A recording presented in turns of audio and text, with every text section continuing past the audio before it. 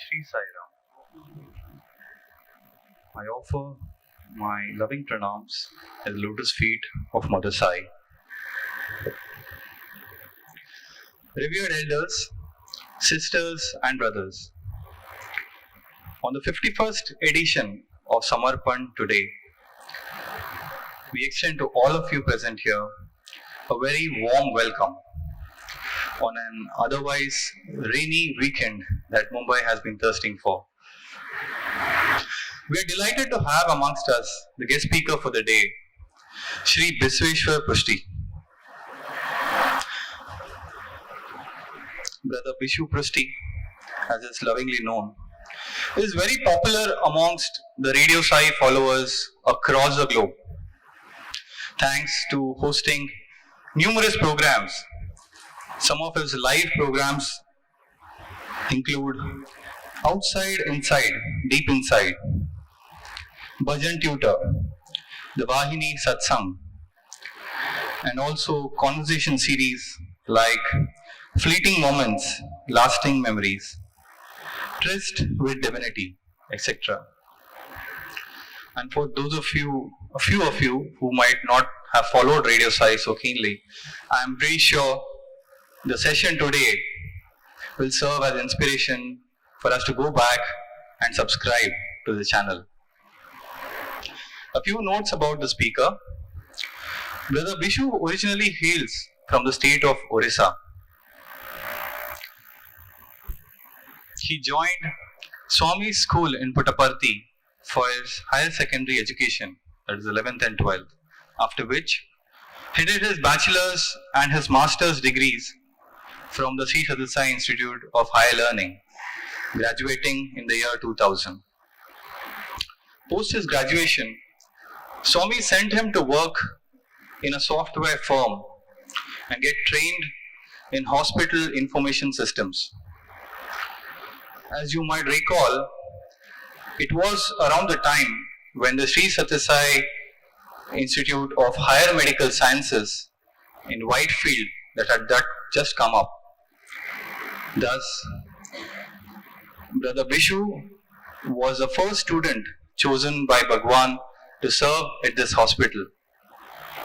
He was instrumental in setting up the information management systems, the training modules, and various other IT facilities at the hospital. After a few years, Swami directed him to work at the Radio Sai, where, as I just described before, he's been a very popular host. Besides that, he is also a great writer and an editor and manages the content of the Radio Sai website. He's recently authored a book known as Moments of Truth with Sathya Sai, which has met with great success. And as you might have just heard a few moments before, he is also an excellent singer and a member of the Prasanthi Nilayam Bhajan group. So without further ado, let us have the live feed of Bhagawan's love through the voice of Brother Bishu Prusty. SAIRAM.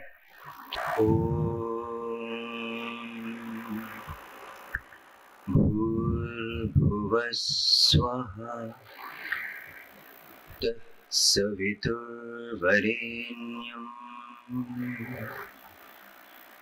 Bhargo Devasya Dhimahi Dhiyo Yon Prachodaya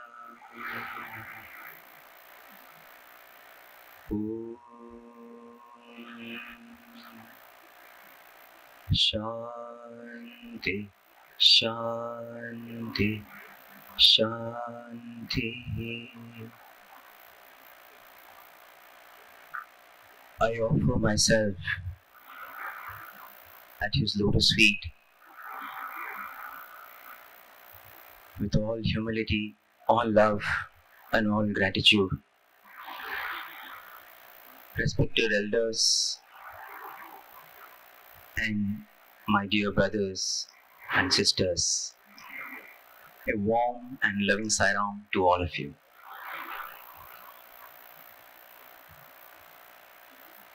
तेरे सिवा प्रभु कोई नहीं है, तुझको मेरा प्रणाम,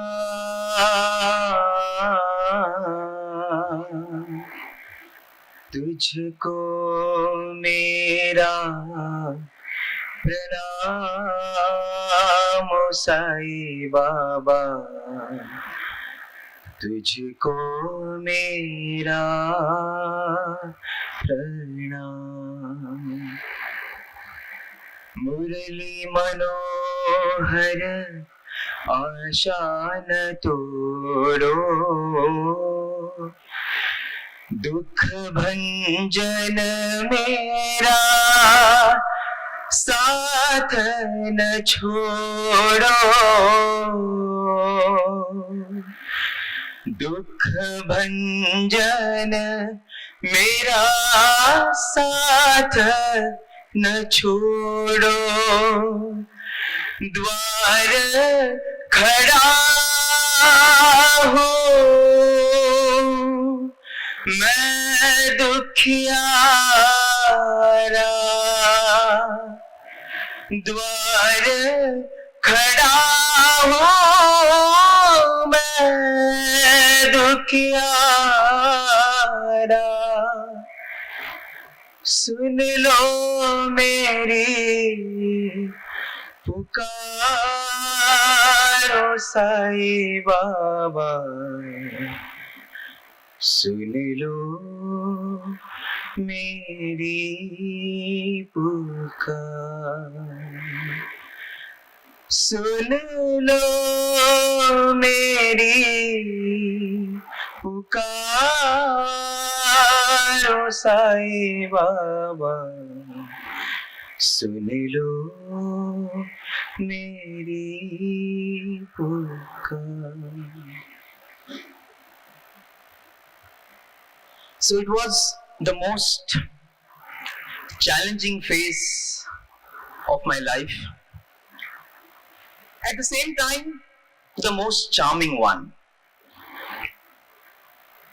I had just finished my MBA. Swami was in Trai Vrindavan, June 2nd, 2000. Swami spotted me. That day, Swami was talking about how so many of his students are working for his institutions. There were some guests, and Swami said, see these boys, MBA Chesyaru, MTech Chesyaru, PhD Chesyaru, and how they are working for my institutions. He was very proud. And then suddenly look at me, Mira Prusty, M Chesyaru. So I said, done MBA Swami. What will you do? I said, Swami, whatever. And after that, he did not speak to me for a week. And I was happy, even though Swami did not speak to me. For once, I was not unhappy because it was a phase of my life where I was not really in a hurry to get into the job. I, for one, was super confident, super sure that Swami will put me somewhere. I was someone who, from the moment I joined in 11th class, I never imagined myself other than being in Prasanthi Nilayam. Even when I was doing MBA, I had never seen myself, even as we were discussing corporate strategies and production management, I had never sort of pictured myself in a corporate boardroom. MBA in Prasanthi Nilayam has so many beautiful connotations. MBA, Madhura Bhakti Association, MBA, Mind, Body, Atma, MBA, Mind on Baba always. I think the School of Management Studies in Prasanthi Nilayam is the only institution where even as you learn the business of business, you also learn the business of life. So, even though Swami was not looking at me, I was relaxed because I knew Swami is going to give me a job. That's for sure.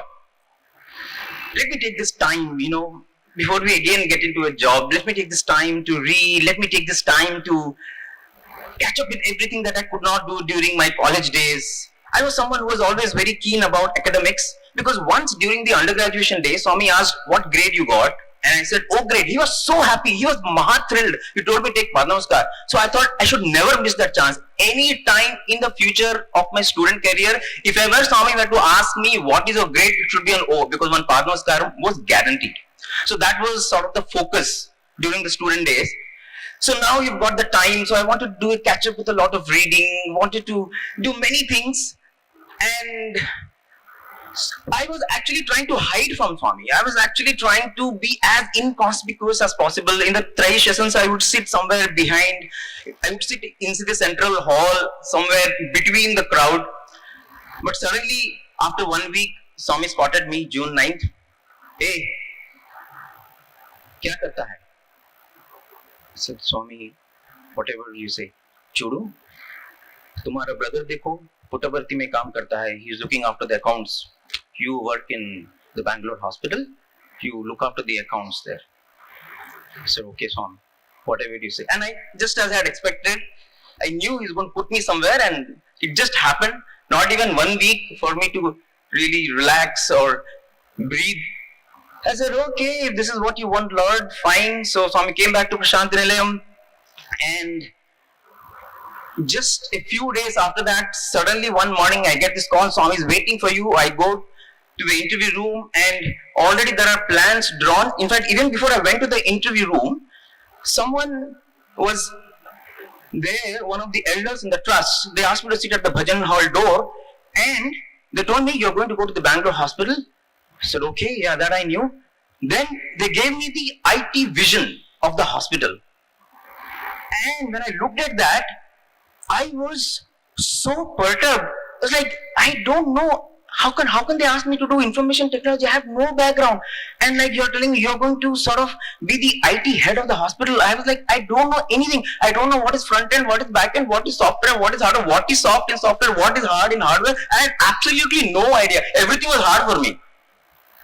And now they're saying you are going to be the IT head. I said, okay. So Swami calls inside. And this elder is there. Hey, Swami, he is going to. Everything has changed suddenly. From the A had changed from accounting to information technology. I don't understand how these things happen. And suddenly, then Swami is very concerned. So the elder is saying, Swami, he will go to this company. Where will he go? Where will he stay?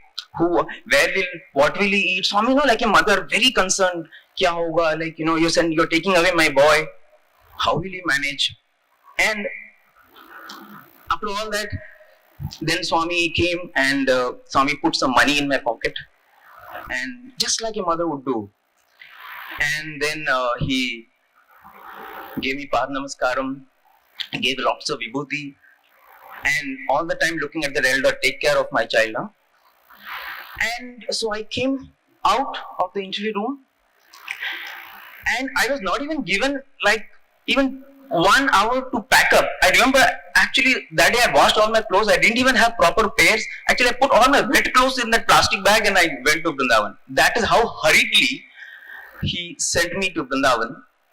But one thing he said before we came out of the interview room, he said, Chudu, be good, get good name. And that sort of remained in my mind. This is what Swami wants. I have to get a good name for him. So we went back to the hospital, and the initial phase of the hospital is a lot of work. So implementing a software for the entire information system requirements of the hospital. In those days, it was quite a Herculean task. Of course, later on, two other boys joined. And for me, not having an MTech background, it was even more difficult trying to learn stuff. And at that point in time, the hostile attitude of people towards computers, none of the doctors wanted to operate computers. And if I go to any doctor's cabin and ask him to, use the computer, he would look at me as if, like I'm the most inauspicious thing he has seen ever. That's the kind of response that you were getting. So it was a really lot of work, lot of cajoling, and so we implemented the software and etc. And the inauguration happened. The Prime Minister came, Sri Vajpayee ji, and the famous statement he made: "Is hospital mein aapko dawa bhi milta hai, dua bhi milta hai." All that beautiful inauguration ceremony happened. And we continue to work. There's no time to even think of anything of that. Remember, we used to work like morning 6 o'clock to 9, 10. Literally. We would stay in the ashram. I have to go to Electronic City in those days. In those days itself, it was taking 2 hours. So, and food also was not all that great because the hospital just started. They're setting up the canteen. So it was absolutely back-breaking work, but we are enjoying it. Swami said, get good name. And the other good thing also was, it was really the honeymoon period, because every time you came to Prasanthi Nilayam, Swami was like he will drop everything and he will talk to you. I remember days when he would just come out of the bus, I would be running to come to the darshan and will run straight into the interview room. That is how eager Swami was to see us, to talk to us. Just like a baby, an infant baby which is born, and Swami wants to give it full attention. Swami in fact told that one day, this institution is just born. I have to give my complete. It's like, a baby is born, a mother gives like 22 hours to the child. It was like that. And every time we came, prasadam, every time he saw us, he would call us and let me not list the number of things he gave us and etc. So it was really the most beautiful phase to be in. We're not really missing at that point in time that, I'm not in Prasanthi Nilayam here. Idhar bhej diya Swami, I wanted to be in Prasanthi Nilayam. Because at that point in time, whenever we came, he really made up for everything. And so the hard work went on. Suddenly in September 9th, 2001, suddenly I started feeling weak. And it became so bad, I was not able to walk. And the hospital is such a huge structure, you have to, and I have to keep walking because there are like hundreds of terminals. Somewhere there'll be some problem, some bug. And I was in a position where I am just not having energy to carry on. And I went to the doctors there, and they did some preliminary tests. They said, no, this is just a common thing. It'll be sorted out. Nothing happened. 3 days, 4 days. Then I thought, I can't just carry on like this. By the time my parents had shifted to Prasanthi Nilayam, Swami had given them a place in the ashram. So I came back on September 15th to Prasanthi Nilayam, and that was a Saturday, and I could not go for darshan. I was really weak, not able to walk. And Sunday, as usual, my brothers from the hospital came, and said, Swami saw them. Swami asked for me, where is this boy? So they said, Swami is not well in the morning. So then I thought, I just took a paracetamol and went for darshan in the evening. And as soon as Swami saw me, he said, what happened? I said, I'm not feeling well. So he checked my pulse, and he said, yes, take rest. I said, okay. So I went back, and now that you had officially Swami's permission not to go back to the hospital, so you're at home taking rest, but the fever continued, there were spikes, and so parents as usual got concerned, and then I started going to the general hospital to do various tests, and every test showed negative. It's not typhoid, it's not malaria, it is not any of the common infections, and I literally went through every test that the general hospital could do, whether related or unrelated to my body. It was all like that. Everything that is possible was done, and still there's no conclusive evidence. And then suddenly on September 27th, Swami says, no. He tells my brother that ask him to take this particular injection. Swami clearly mentions the name of the injection. Swami says, ask him to take for 5 days, then after that do a gap, and after that again take for 3 days. So he started taking over the management of my disease. And so I started those injection schedule, and it was very painful, that injection. every time, I am punched, then that area will become hard. I have to do all this fermentation, hot fermentation, cold fermentation, etc., etc. And it was very difficult, but still the fever was not coming down. And in the meanwhile, my birthday came, and Swami said, Chudu, in my opinion, you should keep eating well. Keep eating well. Take Viva. There are few brands which, because of their some mysterious fortune, they entered into the divine lexicon. If Swami wanted to ever mention about a health drink, he would say Viva. If Swami ever wanted to mention about an Almira, he will say Godrej. So there is, probably we should get some royalty from these companies for the divine patronage that they got. So, but Swami said, keep eating, eat well. That was sort of a message. And he would send fruits, he would send stuff every day. So it just sort of settled in my mind that I have to just keep eating well. Whatever, whether I have appetite or not, don't care, just eat, because Swami has told eat. So I would eat. So the doctors were not able to, the kind of condition that I had, they would expect that the weight will come down, they would expect that, the usual symptoms were not there. That was another problem. Nothing was showing medically, the symptoms also were not there. So it was going on. And then my brothers thought, where are we going? There's no conclusive evidence of anything happening. So on October 11th, so we decided that we'll go to the super hospital, because the general hospital is not able to find anything wrong. And so we went to the super hospital, and we were in the process of getting admitted there. And just when I was about to get admitted, for some reason that day, the doctor in charge, who was supposed to take care of me, under whose supervision I was supposed to be an inpatient, he was delayed and we were waiting for him and so on. And just when we were able to get discharged, a message comes, ask him to not get admitted there. Ask him to come back. Okay, so we came back. The next day in the darshan line, Swami calls Dr. Bhatt, who, as some of you would know, was a very distinguished physician. He was hailed as the father of urology in India, very close to Bhagawan. So Swami told Dr. Bhatt about my condition, and so from that day I was under Dr. Bhatt's care. So I went back to the super hospital now, and so now all the tests repeated.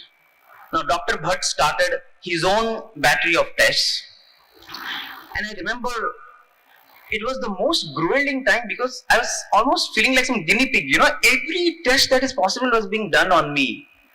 And I would ask, why are you doing this? Even the doctors in India, why are you doing an echo? I have no heart problem. No, they just want to do it. We just want to be sure. We just want to make sure that everything is. So every test was done, and they were not able to find what the problem is. And now, I hear somebody is coming and telling, no, you know what? Maybe he has a milk disease. Someone is telling, no, he has rheumatic fever. Someone is saying, no, we have to do an abdominal fine needle biopsy. Somebody is saying, no, he has tuberculosis. Somebody is saying, no, I think we have to do a bone marrow. It was like, sab gaya. It was like, what is it here?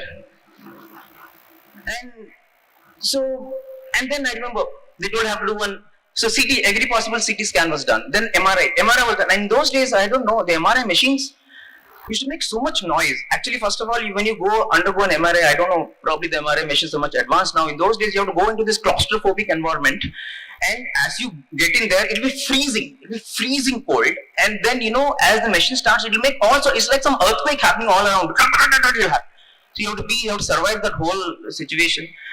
And they had put some contrast, and the contrast was not getting absorbed, whatever. They asked me to be there for longer time. It's like every time one test me, I'm thinking, oh my God. It's like, Dwar khada hoon, main dukhiyaara, kuch to diagnosis do yaar. It was like that. So And so that all the CT was done, MRI was done, no conclusive evidence of anything. And then Dr. Bhatt thought that probably we should do a bone marrow. I had no idea what this thing is about. And I remember I go into the theater and they say that, this is one test for which you actually cannot be given an anesthesia, because you cannot really give anesthesia to the bone. Anesthesia is only for the muscles. So what they do is basically in the base of the spine, they drill with an iron rod at the base of your spine, and they want to drill pieces of bone, and you have to bear with all that. I remember, I don't know how I survived that. It was like, I remember there was one brother's hand, I would have squeezed the life out of that brother actually. Because it was so painful and you can't do anything. So only thing you can do is just cry to Swami, that's all. The only thing was, okay, at least Swami is there. I don't know why he's making me go through all this. Every day he would ask. Every day he would ask brother, or he would ask father, or he would ask the doctor, what is happening? And they would say, this is happening, that is happening, this is not found, that is not found. And to just comfort my father, he would give vibhuti. He would one day go to my mother and give vibhuti. So the family did not know whether to laugh or cry actually, because on one hand, every time you go to darshan, Swami is talking to you. Every time you go to darshan, he is giving you something. At the same time, you don't know what has happened to your son. And so the bone marrow procedure also was done. Specialists had come from Vellore hospital, and still there was no evidence of any malady. And then another doctor said, no, we have to remove the gastric juice. So what is that now? So now they said, no, we have to inject something. They asked me to swallow a tube. It's so difficult. I can't insert that tube through my nose. It was just not happening. I said, this is too much. I can't do it. Then they said, no, you swallow this liquid, then that become an anesthesia. So I swallowed that liquid. So I have to do this torture for 3 days, and they removed some gastric juice. I'm not interested in showing me this gastric juice. I'm not interested. Then after that whole thing, what I swallowed, just it's a vomiting sensation. You just cannot bear that smell of what you have swallowed. It keeps coming out, red stuff. So all that is going on, and I am only crying out to Swami. I remember it was so painful in those days. Like, what happened to me? Have I got a disease which the world has never ever seen? Do I belong to some other planet or what? Why can't they sort out just fever of unknown origin? Later I found out that was my diagnosis all the time. Fever of unknown origin. So even as this was going on, and every day Swami was inquiring, and I remember it was October 21st, 2001, and I get this message. Swami says, stop all medications. No more. Stop all medications. So every investigation, every test, everything that was being done came to a grinding halt. And I was wondering what next. Next morning, October 22nd, Swami, I'm sleeping in the morning, and suddenly at 7 o'clock, somebody comes and he says, get up, Swami's coming. I said, what? Swami's coming. Yeah, Swami's coming. And Dasara celebrations have started actually. I mean, Swami is coming, it can't be. I thought, this was kidding, it can't be. Mandir Yajnam is going on, and you're saying Swami is coming here. But then I saw that, suddenly the sweeper came and they cleaned the room, not once, then again another person came, then suddenly the nurses came, they're now changing bed sheets, and now suddenly the whole ambience is, being given a completely facelift. So I thought I also better go and freshen up and all that.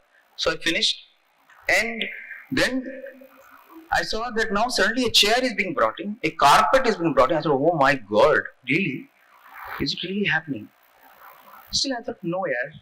Because Swami is asking, no. Swami was concerned, so yeah, Swami is asking, so people are extrapolating. Maybe Swami would have started off, it happens like that. Swami would have started off in the car from Mandir. You will go for a drive and people will think, no, he'll come here, he'll come here. So even as I was thinking like this, and then suddenly the financial controller of the hospital came. He had not come to see me all this while actually.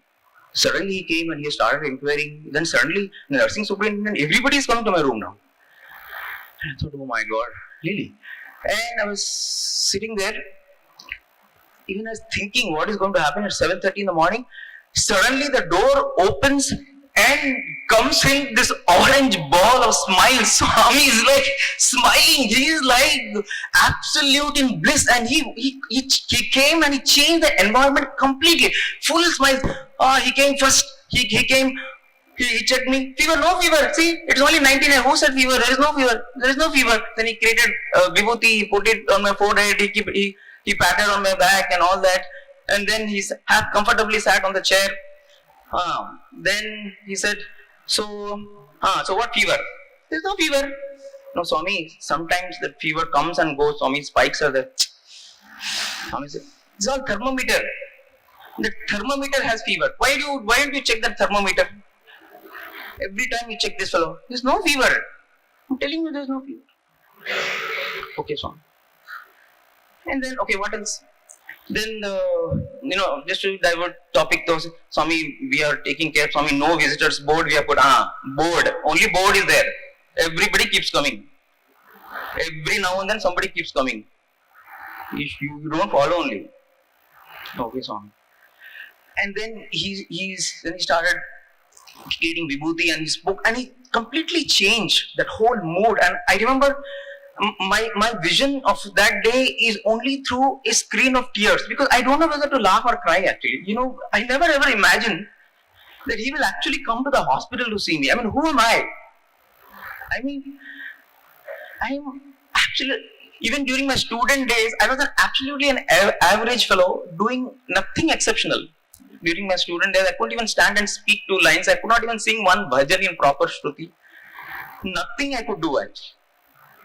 And here, he gave me a chance to work in the hospital. Instead of working in the hospital, I get infected and I'm sitting here. Absolutely useless to Swami. And I just, what made the Lord do that? And I was just crying and crying, unable to, I don't know whether it was deep ecstasy, deep surprise, deep agony at I am being so useless to a person who loves me so much. Oh ma, oh ma, oh ma, Sai ma, तू कितनी अच्छी है, तू कितनी भोली है, प्यारी प्यारी है, ओ माँ, ओ माँ, ओ माँ, साई माँ,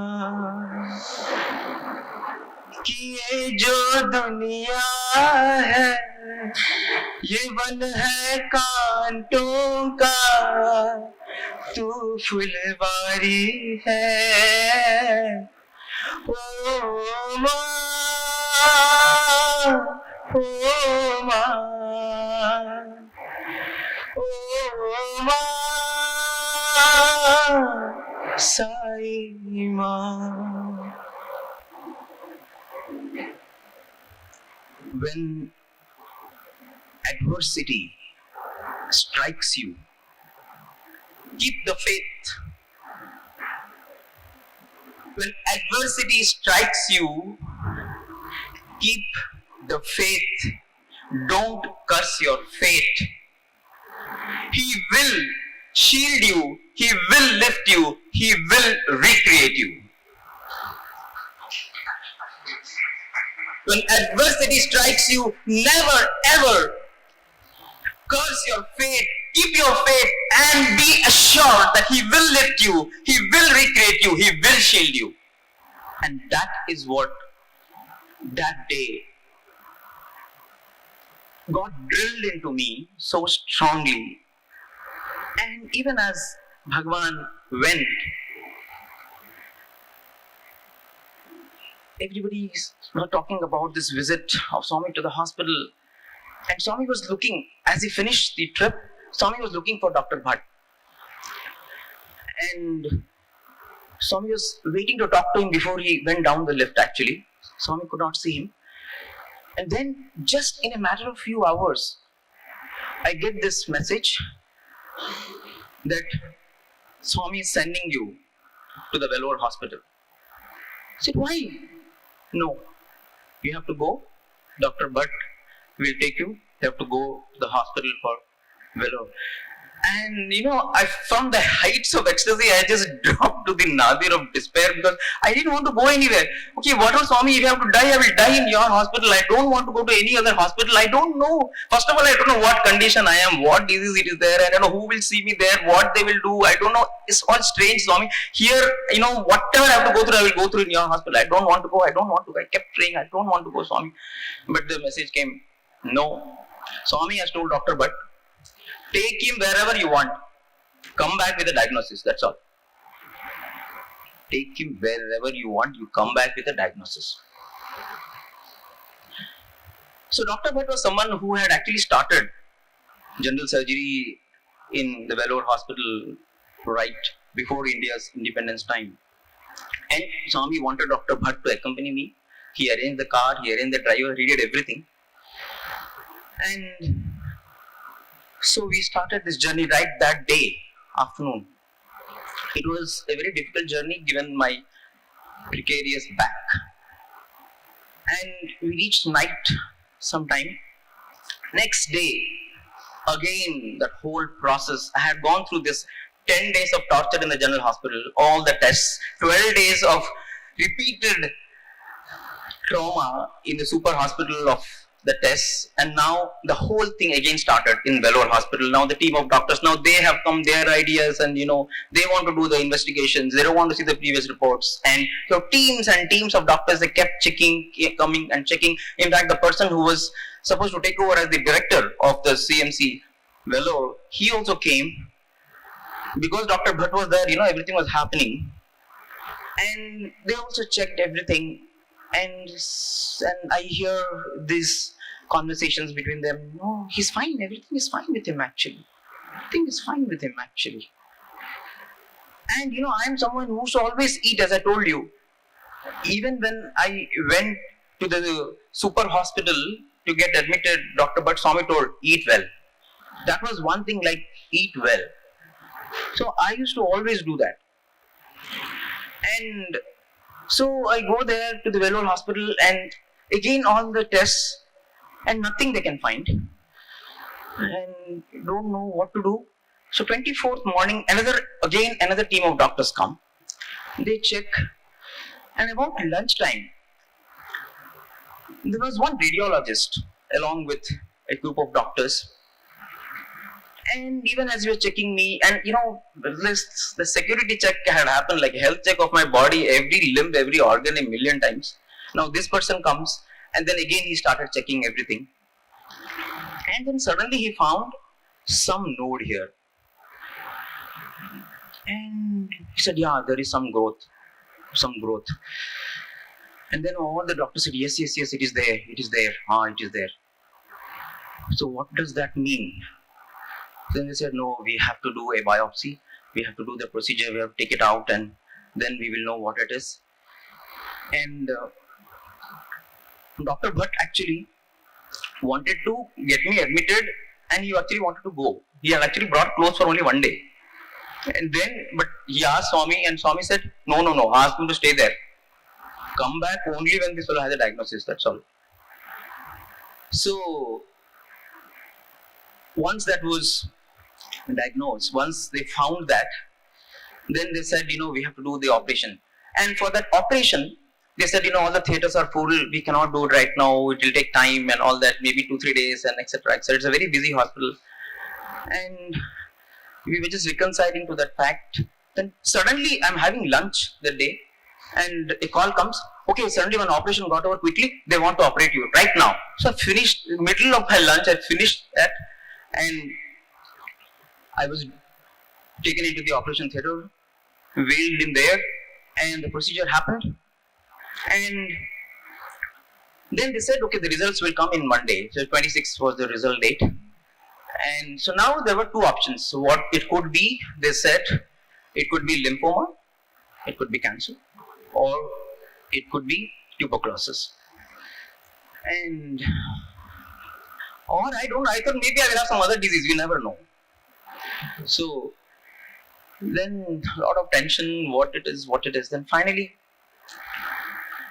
the diagnosis comes, and much to Dr. Bhatt's relief, it is tuberculosis, and he is very happy. I was for one extremely delighted, not because I have got tuberculosis, because finally they found a diagnosis. They give me a diagnosis. That's all I wanted actually. I don't mind, whether it is tuberculosis, whether it is malaria, jo kuch bhi ho, give me a diagnosis. It was that desperate a condition. And I remember I was not liking to be in the Vellore hospital. I was on the journey, I was crying to Swami. Swami, I don't want to go. 23rd, that day, the whole day, as all these tests were going on, I would just keep crying at Swami, I don't want to be here, I don't want to be here. Please take me back. 23rd evening, Swami tells my brother in Parthi, tomorrow bhai, he called me. Those are not the days of cell phones. We are talking about 2001. This is your brother called me. He's not at all happy in Vellore. He wants to come back. Swami said. And 24th morning, suddenly they find this. I don't know how n number of experts had checked every part of my body until that day, nothing had showed up. I don't know how this man found that. To me, though, it appears like suddenly Swami had, close the chapter now, create something, ban karo. This fellow has gone through so much. So, the diagnosis was done now, and we came back. Before this, when all these tests were going on, every day, Swami would ask inside the boys who were serving him, what did the doctor say? What did the doctor say? And they would say, Swami, this test was done and nothing. Swami said, no, he's fine. He will get well. He will get well. Every day, in fact, one brother who used to serve Swami, he told me, it became a routine that there were days when Swami will come in the evening, he will come back from darshan, he will just look at me and he will do like this. And I'm supposed to report, like what is the thing about me, that day. So it had become like a practice. Every day he would ask, what happened? What did the doctor say? What did the doctor say? And then at the end of it, Swami will say, no, nothing, he'll be fine. He'll be fine. And one day, this brother said, there were a group of doctors who had come, who were actually cancer specialists. So, this brother told Swami, actually one cancer specialist doctor has come, Swami. He has told that it is cancer, Swami. 100%. He is sure, Swami, it is 100% cancer. Swami said, no. Nahi ho sakta. It cannot be. Who told? No. It cannot be. I am telling you. 100% I am telling you. It is tuberculosis. It is not cancer. And this brother, at that point in time, because so much was going on, he thought, Swami should not take it lightly. This is a very serious thing. I told Swami, this person is very confident, Swami. I am also confident. It is not cancer, I am telling you. And then That day, I think Swami decided, he told me, let these fellows take him. Wherever they want, let this doctor take him, let them come back with the diagnosis. They don't listen to me. And after we came back, and then this brother reported to Swami, Swami, it is confirmed, Swami, it is not cancer. I told you!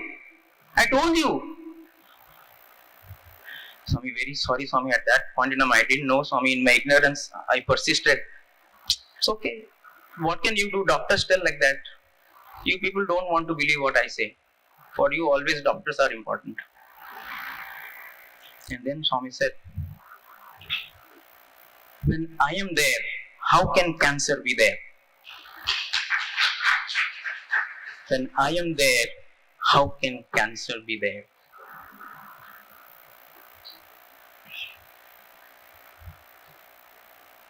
ये दिल भी है तेरा, ये जान भी है तेरी, बस एक तेरा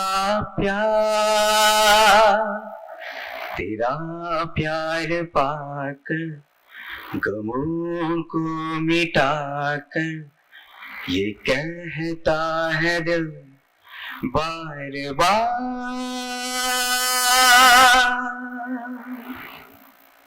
जहाँ भी रहेंगे तुम्हारे रहेंगे, दिल खोल कर कहेंगे हम तुम्हारे हैं साथ, हजारों में तुम एक हो,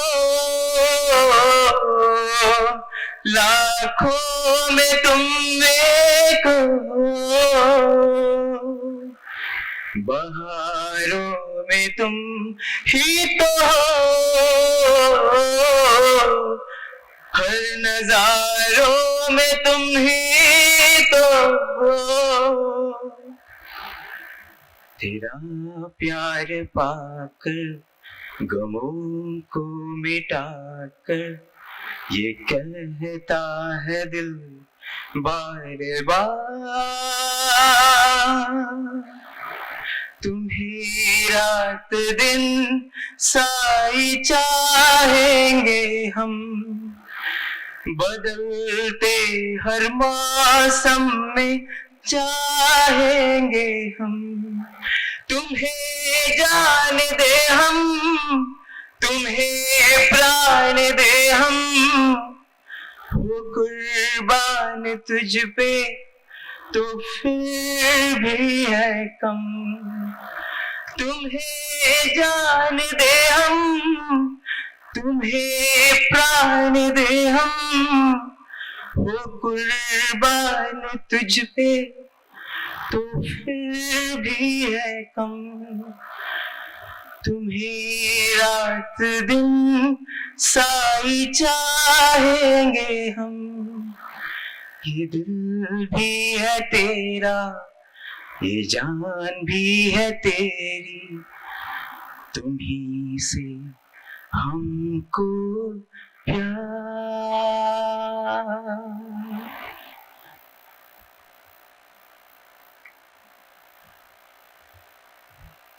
So I come back to begin a new chapter now.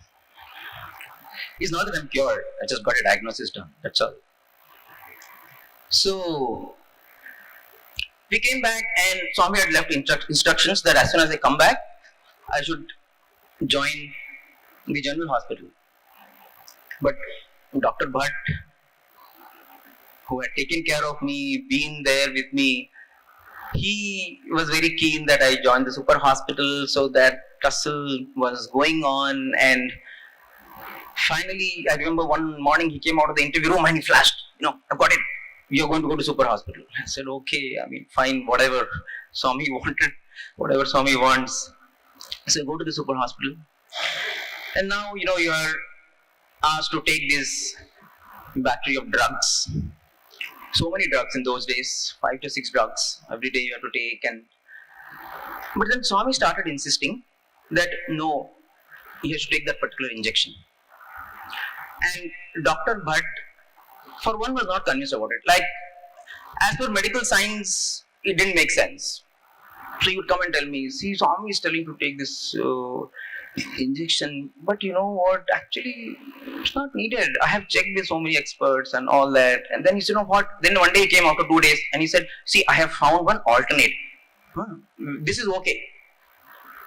I said, okay. I said, I will personally give the injection. So he would come and he would give this injection and it would be very painful and all that. So 2 weeks passed and Diwali was approaching, and I said, I want to go for Swami's darshan. He said, okay, definitely. You go after the day after Diwali. So went, and the moment Swami saw me in the mandir, what is the weight? Has your weight reduced? No, Swami. My weight had not reduced. That is one thing that had not happened, because come what may, I would eat. That's all. Whether I am hungry or not. It was very good. Very good. No reduction, Swami, weight. Very good. And then I was just coming back to my room to rest because it's really weak. And suddenly Mr. Swami is calling, Swami is calling. I go back to the interview room, and there Dr. Goldstein is there, a few of the elders are there. Again, Swami starts asking, so what, how are you? I will find Swami, what are they giving you to eat in the hospital? Swami, they're giving idli, Swami, they're giving vada, everything. In fact, the hospital takes such fantastic care. I'll tell you, I mean, the dietary department of the super specialty hospital, kudos to them. I remember they would come at least 5-6 times during the day. Would you like to have the breakfast, and you would like to have these items? Would you like to have a mid-morning snack also? Would you like to have something, an appetizer before the lunch? 2 o'clock, would you just want something just to, to feel good? You want to have some tea? You want to have something in the 4 o'clock? Before the dinner, you want to have something just to make you hungry? So it was like, I never ever thought someone can be so courteous, so loving, so caring, and the Sevadas would come to the food, and it's not like, because I had seen Vellore Hospital, they would come, leave the food and go. It is your business to eat, not eat, and they'll come after 1 hour and just take the stuff. So here, like, Sevadas will come, they are constantly told.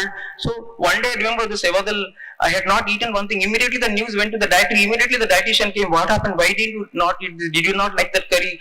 Can we change the curry? My God, I was thinking, let me not put any pressure. Both which as it is, I've already stayed in the hospital for so long. I never wanted to inconvenience anyone. But they were insistent of telling me what you like. So that is what is Swami's hospital is actually. And so Swami asked me, what do they give in the hospital? I said, Swami, idli vada, and they're giving me all that. Then temperature comes, Swami. It's not gone. Then I said, see, that heat, is because of the medicines. It's not temperature. That heat is because of that medicines. Okay. I said, okay, Swami. And then he created vibhuti. He gave me the vibhuti, and he said for 10 days. Next 10 days, you mix with water every morning and you take this vibhuti. I said, okay, Swami. So went back to the hospital, and I was thinking about this, what Swami said. That temperature, no, it's not there. All that heat is because of this medicine. And I'll tell you, I used to have these temperature spikes in the afternoons, and the nurse would come check my temperature, and it would show like 102, 101, and I would be feeling normal actually. I remember almost every day, I feel, what is this here? This thermometer, how come I am feeling normal actually? It is exactly what Swami told. This thermometer only has a fever. And the nurse, I remember, the nurse told me, you go out, man. You go out and see people who are having 102 fever, how they are. Look at you. You don't even feel that there is some fever only in you. I don't know, the damn thermometer always shows 101 and 102. It was like that. And then it occurred to me, so this is what Swami had said, and this is what Swami was doing, When adversity strikes you, keep the faith. Don't curse your faith. He will lift you. He will shield you. He will recreate you. And seek His mercy. He will make life so easy. That is what will happen. Seek His mercy. He will make life so easy. Even though there were 1 or 2 temperatures, and I was just going through the motions. As Swami says, if you pray to me, you have to go through what you have to go through, but I will ensure that it becomes like anesthesia. You don't feel the pain of what you're going through, and I think that is what was happening at that point in time. I was happy in the hospital in the sense that just that fever, but otherwise, I was in the hospital. And one very important thing, once God enters into your life, everything changes so unimaginably.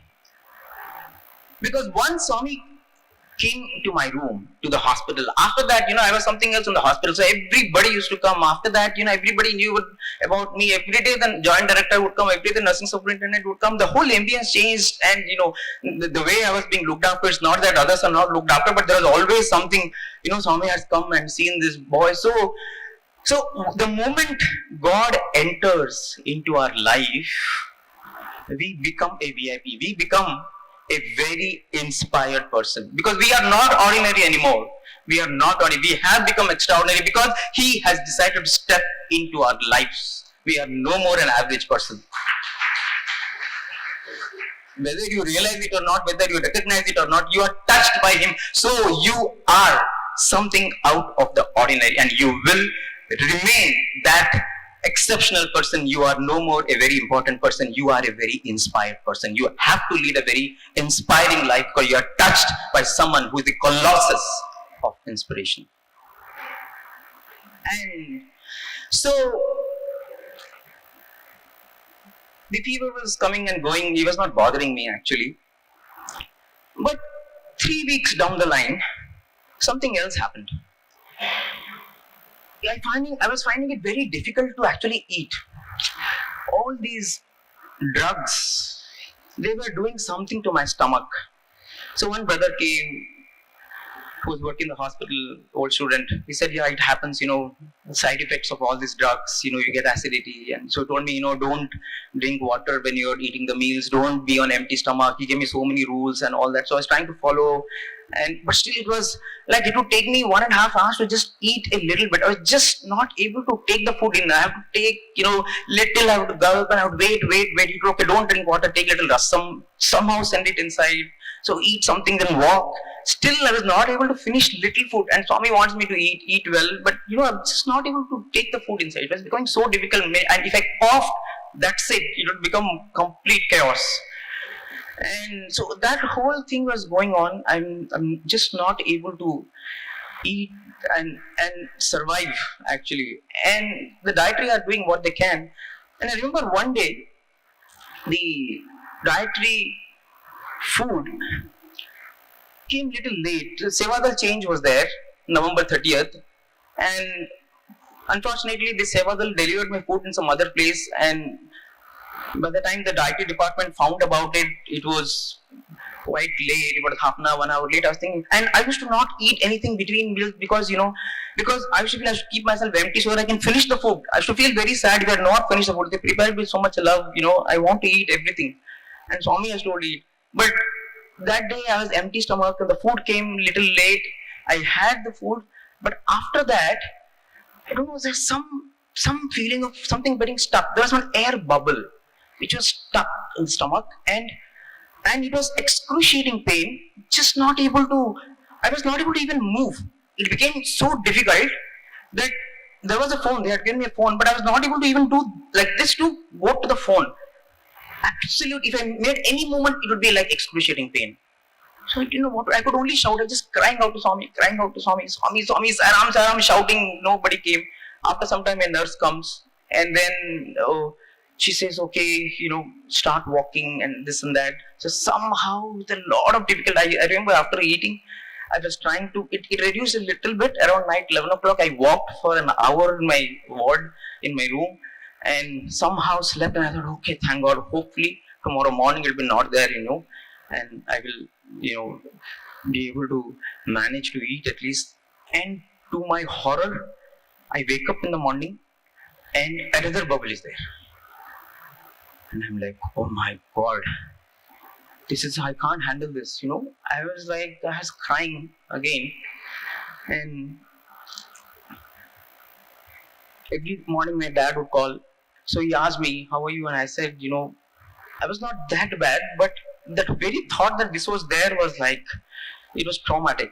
And I told, I'm not able to manage, this is very painful. So immediately my mom came, and So my mom was trying to see what she can do. She brought in some home remedies and all that. It was 8 o'clock, and suddenly I get this phone call. Swami has told, leave the hospital immediately.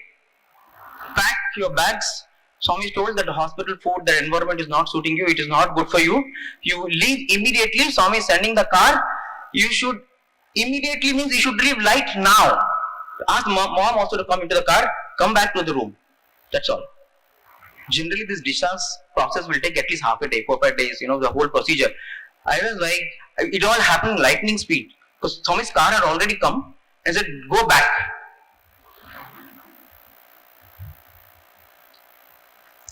अपना नहीं तुझे सुख दुख कोई अपना नहीं तुझे सुख दुख कोई मैं मुस्काया तू मुस्काई मैं रोया तू रोई मेरे हंसने पे मेरे रोने पे तू बलिहारी है ओ माँ ओ माँ ओ माँ साई माँ. Who am I? Come from a very nondescript little town in Odisha. I don't have any pedigree to boast of. My parents were not in any exalted positions. My father was someone who literally studied under street lights, actually. That's how he did his engineering. My grandmother passed away. My father was just 3 or 4 years old.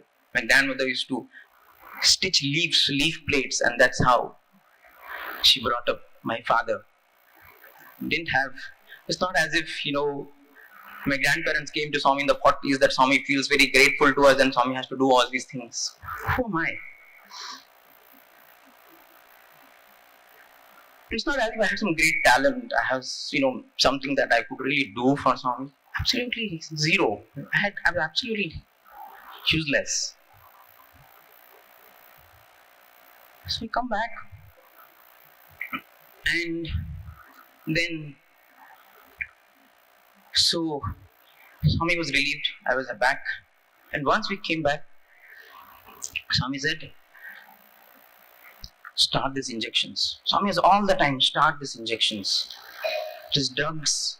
On December 15th, he told Dr. Bhatt, the drugs have completely ruined his stomach. His stomach has gone berserk. And now Swami said, start these injections.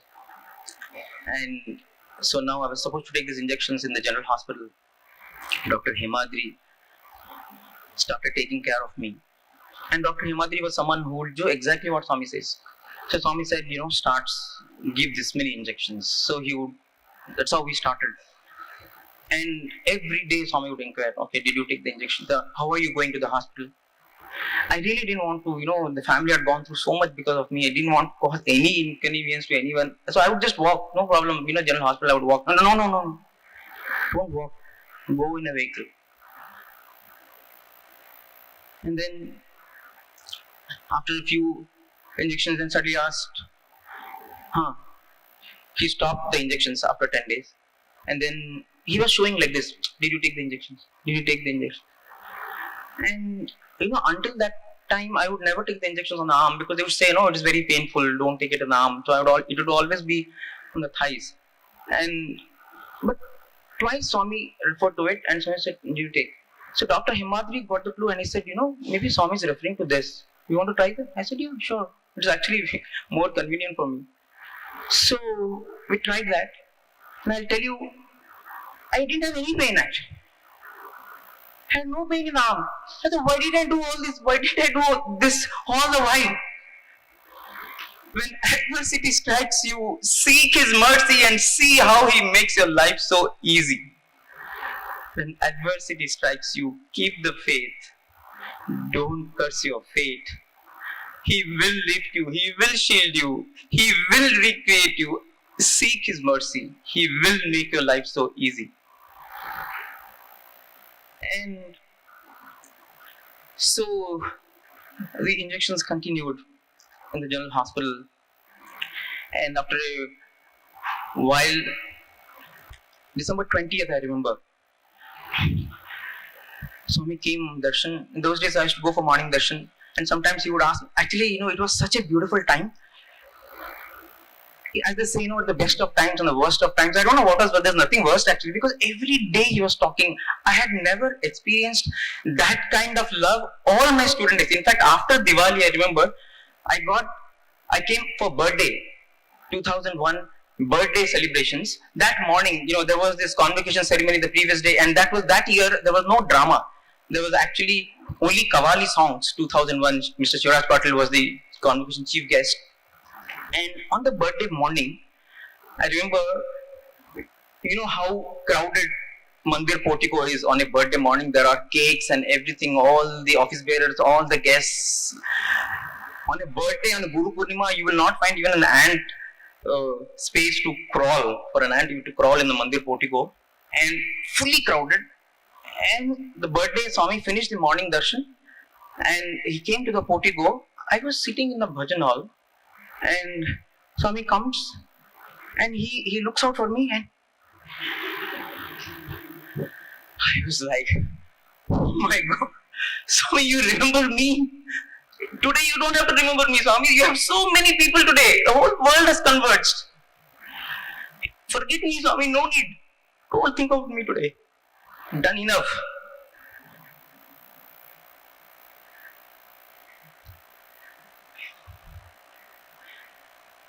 माँ बच्चों की जान होती है, माँ बच्चों की जान होती है, वो होते हैं किस्मत वाले जिनकी माँ होती है, हम सब हैं किस्मत वाले साईं माँ जो पास है, तू कितनी शीतल है, तू कितनी सुंदर है, न्यारी न्यारी है, ओ माँ,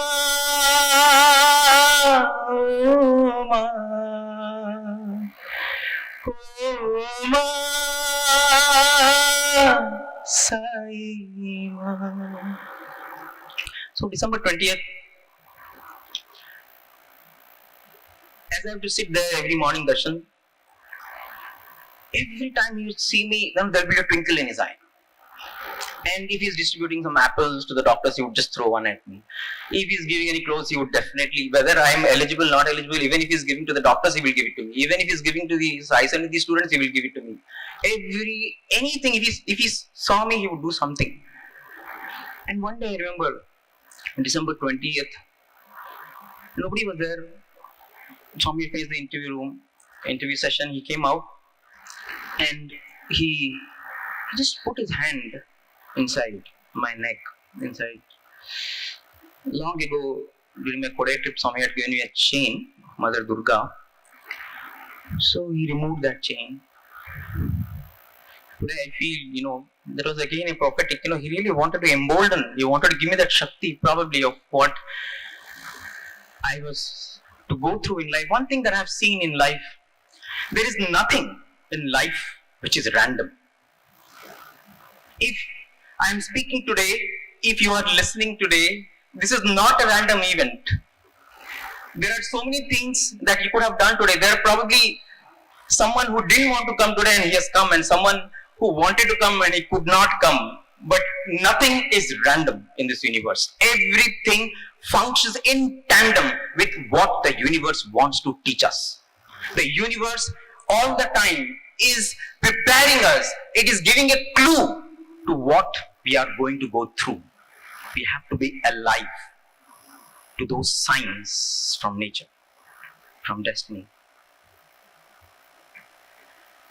So, He put his hand inside. He removed that chain. He saw that. He put it back. And then he said, "Kya kar sakta hai?" So doctors didn't listen to me. You have to go to so many places. You have to undergo so much trauma. What to do? Doctors didn't listen to me. How is your weight? How is your weight? You're fine, son. Eat well. Eat well. And so on it continued.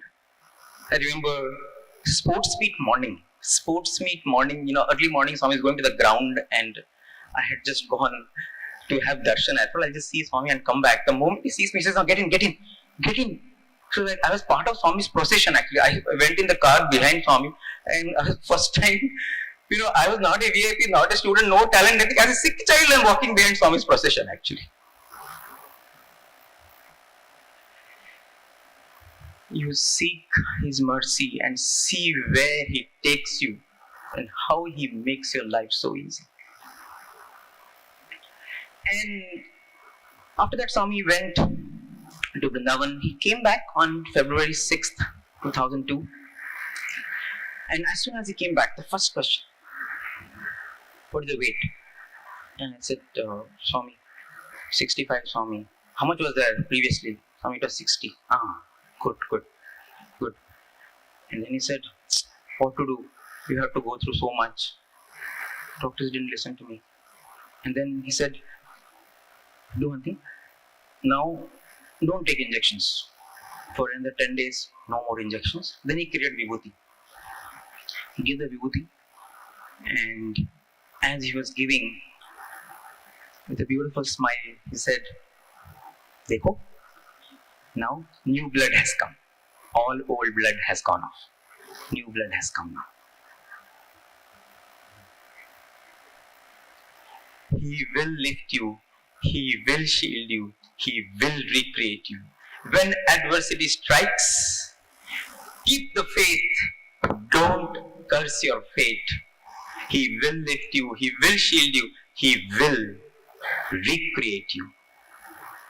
And He will make your life so easy. Just seek His mercy."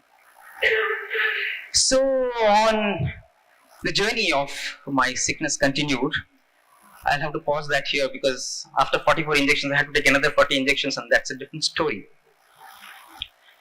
So during the period of my hospitalization, I used to think I have to do something, And so one day when Sevadal came, and because I was Swami's student, and started talking to me, and he said he's someone who knows Telugu. So I started learning Telugu from him. So he used to come, we should chat. So I got this book, Learn Telugu in 30 Days, and I started learning Telugu. I started writing stuff. And then one brother was very kind in the hospital. He said, "No, how will you spend time?" And they shifted one TV into my room actually. So now TV means not connection, it's just the viewer.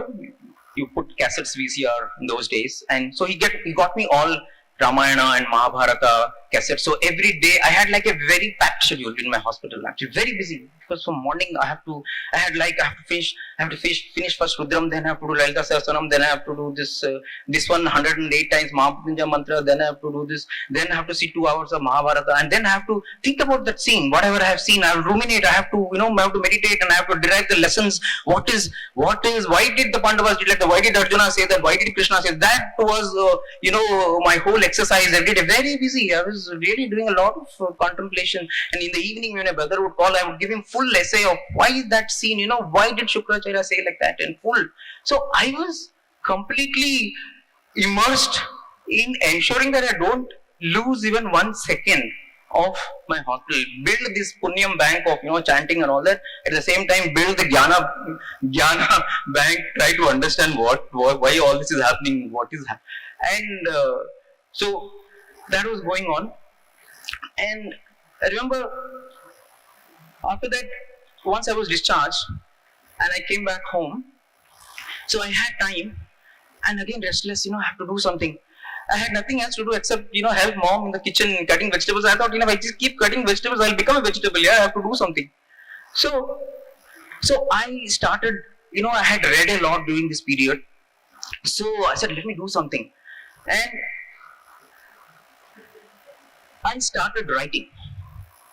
That is the time, I started doing everything that I always wanted to do, and I had not the time to do it during my student days. I started writing. I started writing letters to the editor. I started writing letters to the Reader's Digest. So this writing and reading became so much a part of me in that period. Swami did not give me a job. Okay? After I came back, I got discharged. That's another long episode. But the long and short of it is, I am now supposed to be fine, but he would not give me a job. That's all. He would just not give me a job. And it would just go on and on and on. He would just give some excuse or the other. Udyogam kavala. Mundu yogam chesko. First to do yoga, you want udyoga. And later I was reading Sandhya Nivarani and Swami says, Udyogam Purusha Lakshanam, they say. The mark of a man is employment. So I say, that is not the mark of a man. Ud means higher. Higher yoga, higher living. That is the mark of a man, not his employment, which is the mark of a man. So he would constantly, and at that point in time, I did so many things to get Swami's attention. There came a phase where he would be concerned, but he would not look at me. And there was a time he was really honeymoon. Every day you would see me and like a sparkle in his eyes and twinkle in his eyes. And now wherever I sit, he will avoid me. That's all. And so actually this period was much longer. And the only way I was able to get Swami's attention was make a card. So I'll make a card.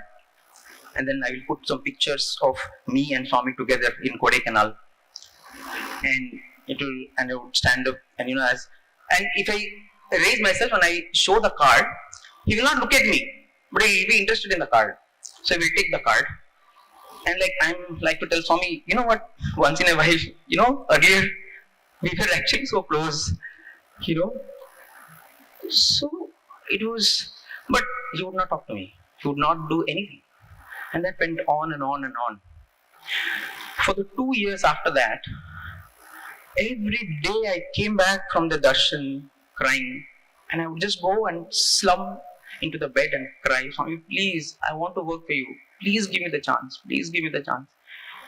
I would sleep hoping that he will come in the dreams and give me some indication. Go in the evening, maybe today he will tell something. Maybe he will do something. So every day was going like this, Swami, please, Swami, give me something to do, Swami. And for 2 years, he did not give me anything to do. It's like a towel, you completely rinse it dry. It was like that. But the only thing I had seen so much of Swami that I can't believe that he's not listening to my prayers. He must be listening here so much earlier. He has heard. Even one day I was singing in the hospital time. When I was singing in the evening, my brother calls and says, Swami says, don't sing. Don't strain yourself. Not even singing, I was humming actually. I was humming. That time he was able to hear. I'm crying buckets actually every day. But nothing. He was just not willing to. But if something happened to him, he'll go and speak to the doctor. He'll call experts on all that was going on. But to me, he will not speak. And finally, in 2004, he gave me the chance to work for Radio Sai. And I remember that morning, we came. In fact, earlier they had asked Swami, people also getting restless. Swami, can he work in this hospital? Because I had already implemented the software in the super specialty hospital in Whitefield. Swami, can he work in this hospital? Swami said, no. How will he work? It is so far. How will he go? He will not work there. Swami, book trust, Swami. Book trust, it is so high. How will he go? So, when Chakravarti sir didn't know what to do actually. Then Chakravarti said, Swami, I'll keep him with me. Okay, you keep. So it was like that. And at that point in time, when I was with Chaturvedi sir, so I have to do finally, he didn't give me a job. We still talk, you want something, hang around, just be there, so like that. And I was like, okay, I've got some chance. And so I started, so into the work, I completely wrote the entire content of the Central Trust website. I saw the Central Trust website, it's not nice, let me make it nice. I had no official capacity, no position, nothing. Nobody wanted me to work actually. But I completely wrote the content. I got through some classmates, and I got a team from Chennai, and I completely rated the Central Trust website. Then I saw the school prospectus, and I thought, oh yeah, this is not nice. Yeah, अच्छे से लिखते हैं. We'll create a mission statement for the school, and wrote the content of the school prospectus. Anyway, I've done the prospectus. Make a website for the school. So school ka website, full josh. I was like, my mom was like, hello yaar, you just come back from the hospital. What's wrong with you? Night 10, 11, I was to work.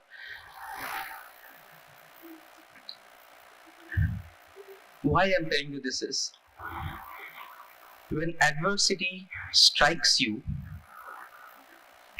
yes, keep the faith, don't curse your fate. At the same time, see the possibilities, stop the anxieties, and seize the opportunities. Whenever there is an adversity, it is not an adversity, it is an opportunity which is waiting to be revealed. We have not applied ourselves to uncover that. We have not applied ourselves to look up and see what is the opportunity. When life is cooking you, it is making something tasty out of you. When life is making you go through all these tests, they are testimonies of His love. They are not tests. They are triumphs waiting for us to work upon. Life will make something tasty out of you, and you will see that all these, a beautiful thing will emerge. All the sorrows will just submerge. A new facet will take over, and you will feel that life was never ever so beautiful ever.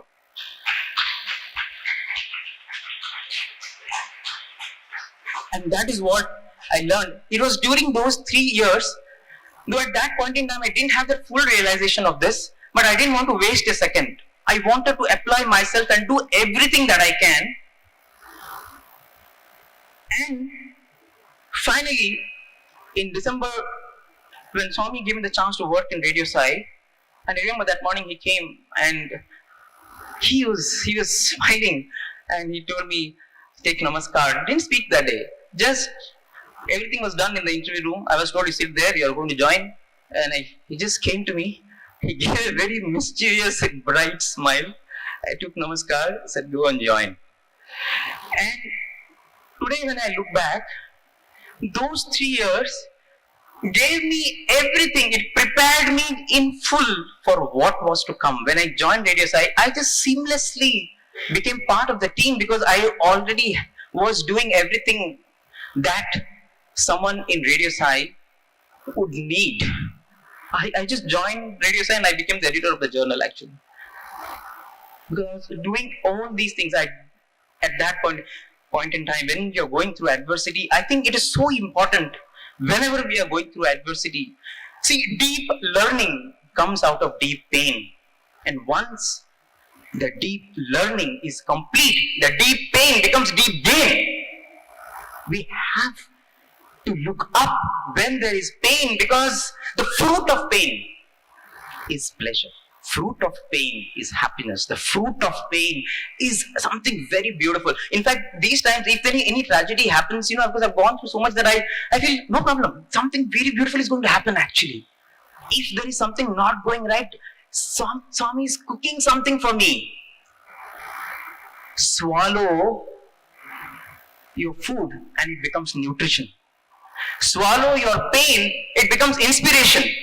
Swallow your ego, it becomes compassion.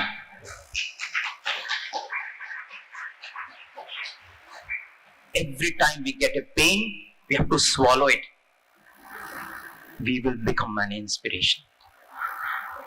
So that was when adversity strikes you, keep your faith, don't curse your faith, seek His mercy, He will make your life so easy. See the possibilities, open up the opportunities and seize the chance. Don't miss it, He's with you, He will lift you, He will shield you, He will recreate you. And I remember when I was in the hospital, so there was one day, one nurse told me that your neighbor is one boy from the primary school. That boy had a neurological problem, and that boy did not have his parents. Parents were informed they were supposed to come in 2-3 days. So this boy was there alone. So I thought, let me go and check him out. So I went to this boy, and I would start talking to him, spending time with him.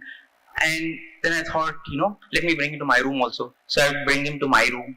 And anyway, my room, the TV was there. So he would sit, and my room had so many comics and everything people are dumped. So, he would love to be with me and, spend most of his time with me only. So we would watch TV together, we would read books and all that. So after 2-3 days, his mother came, and his mother is going around in the ward and asking, where is that blue doctor? My son is asking for that blue doctor. I want to thank him because he has done so much for my son. Who's that blue doctor? So nurses are saying, blue doctor? Well, there is no blue doctor here actually. No, who wears, which doctor was wearing blue shirt which day? They're trying to figure out and all that. Who is a blue doctor? And then this fellow, no, he's there only. So mother comes finally to my, and son says, oh, he's only that blue doctor. He gave me so much comfort. When adversity strikes you, wipe others' tears. When adversity strikes you, wipe the tears. Don't stop the tears, and see how you can create miles and miles of smiles. The smiles will submerge your distress. You will become blessed. And I think that is so important. When we go out to wipe another pain, when we are going through pain, our pain becomes less. We forget our pain. We see another person smile, and imagine me, even though I was undergoing all the stomach problem, that spending time with this boy used to just make me forget. So when adversity strikes you, wipe the tears. Don't forget to cheer and create those miles and smiles, because those miles and miles of smiles will submerge everything that is bothering you. And we know that whatever happens, there is one thing that we should never compromise on, and that is God, Swami, should be our priority one. If Swami is priority one, then no difficulties that can destabilize you are none. If difficulties are destabilizing you, it is because Swami for you is not priority one. Make Swami priority one, and difficulties will stop destabilizing you.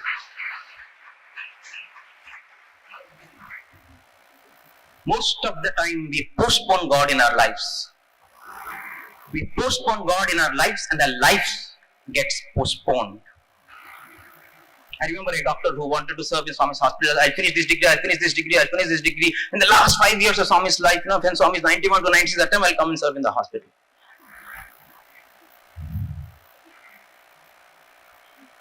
If you don't take the chances that Swami is gifting you to serve him, if you take those chances lightly, like how I did initially, I wanted to hide. I didn't want to. He was giving me the opportunity, and I didn't want to, get into that work. I want to relax. I want to read. I want to do this. I want to do this. Finally, he gave me the job. But after that, for 2 years, I had to literally beg him for a job.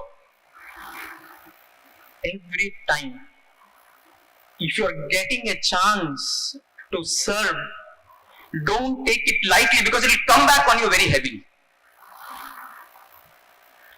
every time, every second that we have got, if we don't value the opportunity that we have got to serve Him, every second our lives are getting devalued. It will come back very heavily. And it will come at a time when there's no point. At that point in time, you feel I should have done that. And already I have back pain, already I have migraine. That time what you will serve Swami? When you had the chance, when you had so much, I feel if the chance to work in Radio Sai has come, it is only because of the 2 years of penance that actually Swami put me through. And I'm really grateful to Swami for making me go through that. Every second, every day I wake up and I go to Radio Sai, I know how precious it is. It is like gold for me. It doesn't come so easily.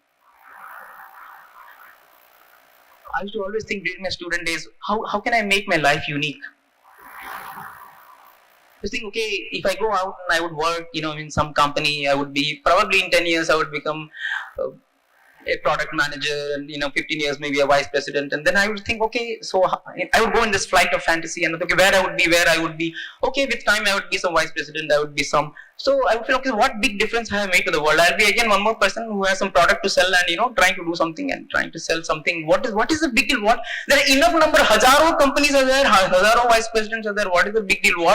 What you would have done something really exceptional? How can you be so exceptional in life? And I used to think at that point in time, if I stay back in Prasanthi Nilayam, I actually would belong to a microscopic minority of people. Just at that time, there were only maybe 80 or 90 boys who were not even 100 boys at that point who were serving the Swami. And I used to think, if I stay back, forget the spiritual dimension of it, even in the worldly way, I would have done something really hatke. I would have really done something, I would have really walked a path which is a road less traveled, because there are only just 100 guys in the whole of humanity who have got this chance to actually be in Prasanthi Nilayam and do this. I would have definitely done something which is exceptional.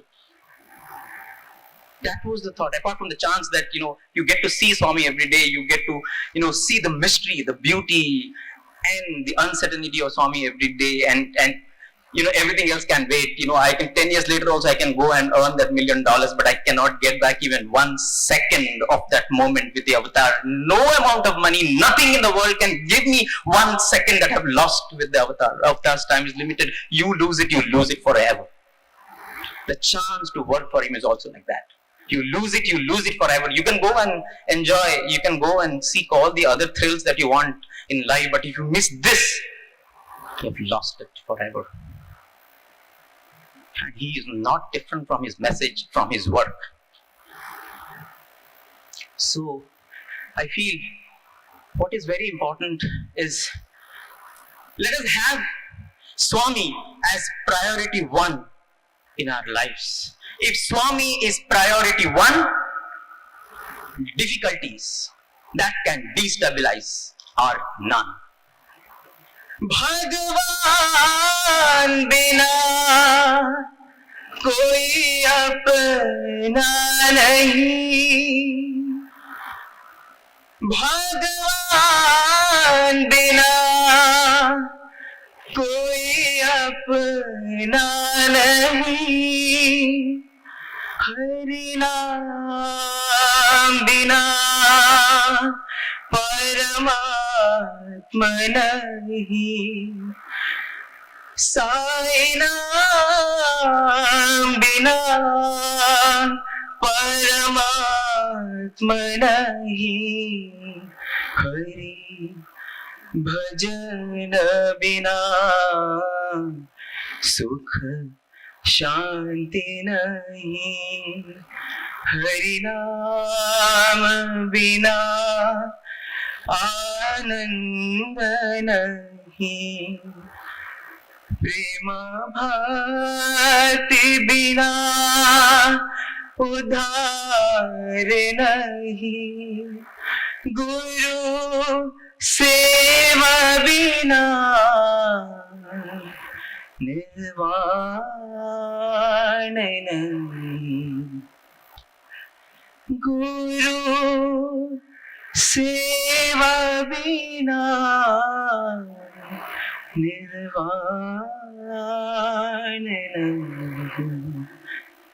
Guru Purnima is round the corner.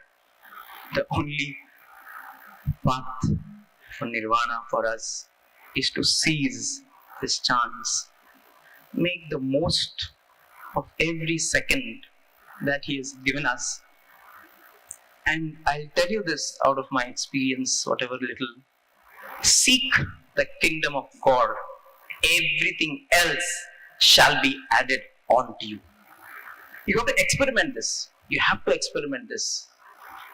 Every joy you want, every thrill you want, everything He'll give you. Swami is very happy. He's like a mother. He'll give you everything. Good, bad, anything He'll give you. Have Him as the goal. Have Him as priority one and just seek Him.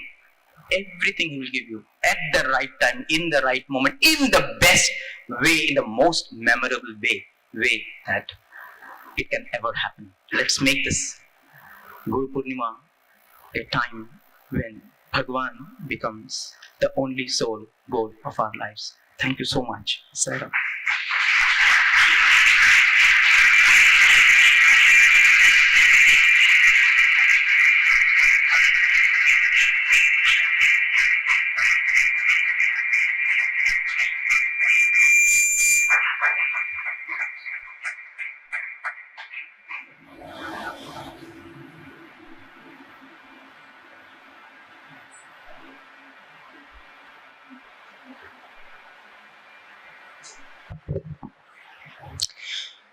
It is said, the proof of the pudding is in eating it. So one of the proofs of God's love is listening to this profound, enigmatic and wonderful life experiences of the devotees like the one we had heard today.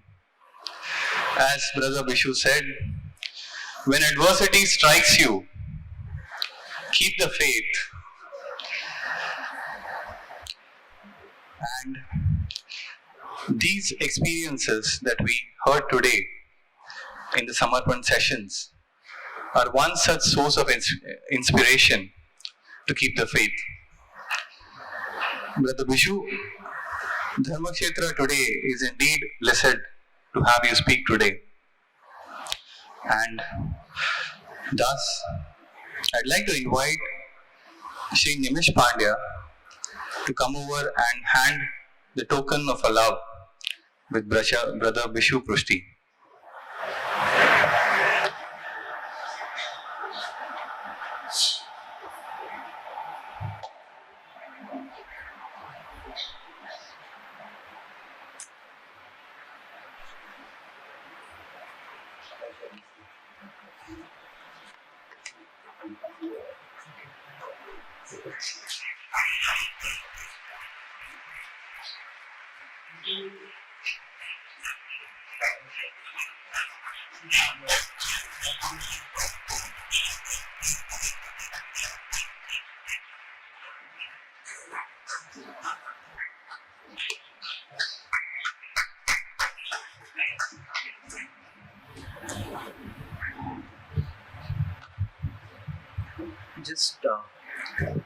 Can I take just 2 minutes?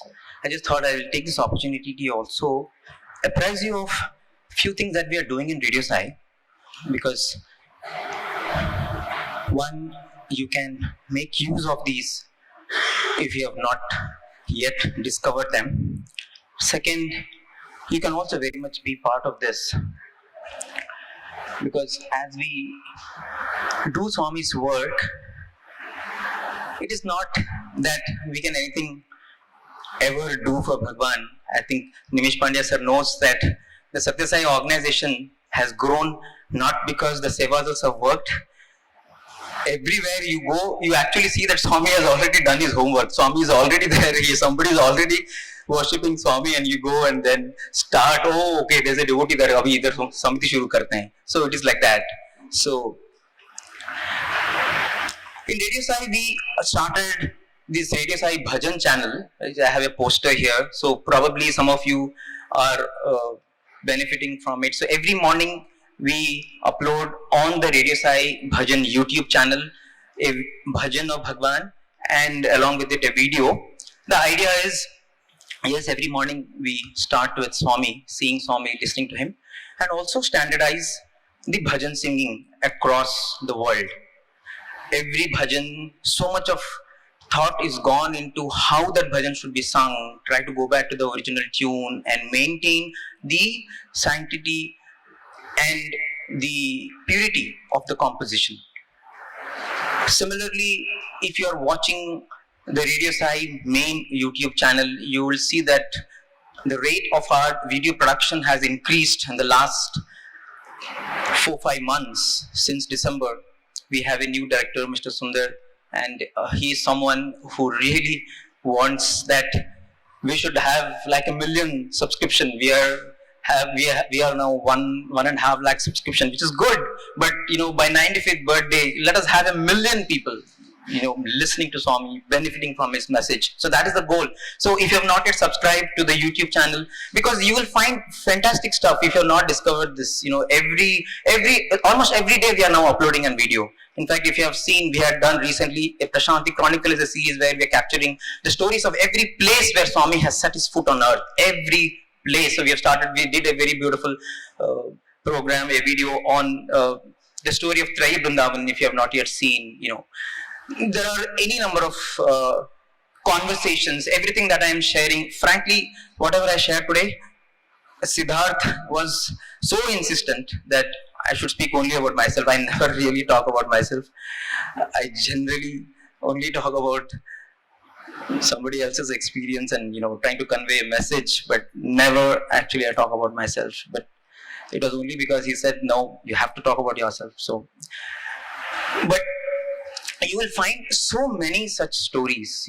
See, all of these stories, they fill us with inspiration, isn't it? They fill us with so much josh to walk on that path. If you have any time, if your mind is clouded, just go and switch on the Discord stream. Just listen to 2 lines of Swami. If you're not getting sleep in the night, just put on the bhajan stream, put on the Discord stream, put on the Asia stream. You'll find some conversation going on. Some way Swami will guide. So these are our connect to our deeper self, because it is just his message. So let us make use of these avenue that Bhagawan has given. And we started recently Radio Sai YouTube channel. That happened Christmas last year.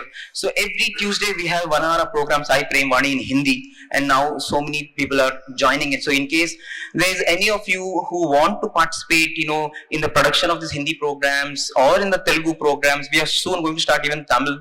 So feel free to be a part of the Radio Sai Global Harmony family, and most happy to use your services. You will feel happy actually. You do something little for Swami, through that work, you will get some message. So all the volunteers that we have, they do it because it thrills them. So in any way you want to contribute, be a part of it for your own spiritual upliftment, you are most welcome. And we just started Radio Sai Next, which is again a new sort of series of videos. Today you would have seen the video. So here we are trying to do videos which will resonate with the current times, with the current vibes, with the young adults. So trying to see how to take some same message, can we package it a little differently so that it reaches out. A lot of Bal Vikas students, after they finish group 3, there is a disconnect, before they come back to the organization. Unless some tragedy happens, then tragedy strikes you. And then seek his mercy, all that happens. But other than that, we get so busy in our lives, in our corporate careers, and etc. etc. One thing that I want to share is, many times this is a myth I feel which everybody has. A lot of people have that, if I give time to the Sathya organization, I will lose time. Hello, you are gaining time, because see, if you think that it will take me 10 years to sort out my life, I will come here, I will come to the organization. Just give me 6 years. I'll get this job, and by the time the kid would have grown up, and ye ho jayega. By 6th, 7th year, after that I'll give full time to the organization. We'll feel. You are depending on yourself, right? Who are you? You are thinking that give me 7 years and I will sort out my life. Hello, you go to him. He will sort it out in 3 years, man. Why are you taking it upon yourself? We think we will sort out our lives. Actually, you come to the organization, you do the work. I'll tell you, I can tell you right now I can tell you 10 stories. The president of Sri Lankan organization, he I had gone to Sri Lanka 4 years ago. He was at that time the secretary of the organization. I was giving so much time to the organization. How are you doing this? I mean, all the time you are here only. And he said, see, I'll tell you here. When the war happened, there was a piece of land, okay, in the Jaffna area. And I had lost it. You know, I said, I thought it's not going to come and all that. So he was fully busy in the organization work and all that. And after the war subsided and all that, then the government started giving those lands, but it was a Herculean task. Nobody used to even venture to, because you have to go through military, so many procedures and all that. It was a very, very, very bleak chance that you'll get back your land, because there are too many things to, in a normal arm army, it is not possible. But he says, you know, suddenly something happens. One guy calls me, he says, you come to Jaffna, and in a day, like, I get my land back, and I don't know how this happened. Now, you know, just every month, whether I get my salary or not, something is coming from that land, so I'm okay, Swami has given me. We think we will sort out our lives. There's a person from MP. He looks after all the sevadals. Every month, every time there is sevadals from MP, he will come. He will, no, come what may, he will be there in Parthi for that 15 days of seva. And so once he has a factory, one product was made and he was not there, so there was a fault in that engineering design. Because he was not there, you know, probably that error could not be checked. So he goes back to the office and he feels, Swami, I mean, like they have already made like 200-300 pieces of that product and with a faulty design. And he's feeling like, you know, because I was in Parthi, this mistake happened. And Swami, you have to do something. And he says, you know, the next day he gets a phone call from another client and he gives the specifications of the product that they need. And when he looked at the specifications, it was exactly the specification of what was manufactured along with that defect. That defect proved to be the specification feature that they wanted. Why do we take it upon ourselves to solve our problems and postpone God in our lives? I think if you want to reach your goal faster, hold his hand and see how fast he will take you. So, let's use Radio Sai. Let's be inspired. Once we are touched by Swami, we have to be very inspired persons. And before we expire, let us inspire. So let us use this chance to make use of whatever Swami has offered in terms of his message and his pictures and videos in Radio Sai. So the Radio Sai next is an endeavor towards that, trying to, so, you know, we are most free and we are most willing to take your suggestions and feel free to send your comments and let us work together. Let's make use of this opportunity that Swami has given us to take his message to every nook and corner of this country. Let everyone, whoever he is, when they are in adversity, let them know that there is a Lord. They have to only seek his mercy and their life will be easy. Thank you so much. SAIRAM. SAIRAM, thank you so much, brother. I remember many years ago, Swami had once predicted that through electromagnetic waves, every person in the world can have his darshan. And I think Radio Sai is fulfilling that mission, those words of Bhagawan. Brother has got these posters, a couple of these posters. So what we'll do is we can just place these posters at the prasadam counter on either side. And there's a QR code. So if you scan the QR code, you can directly connect to the YouTube channel. And like brother requested, please subscribe to the channel and be inspired. SAIRAM.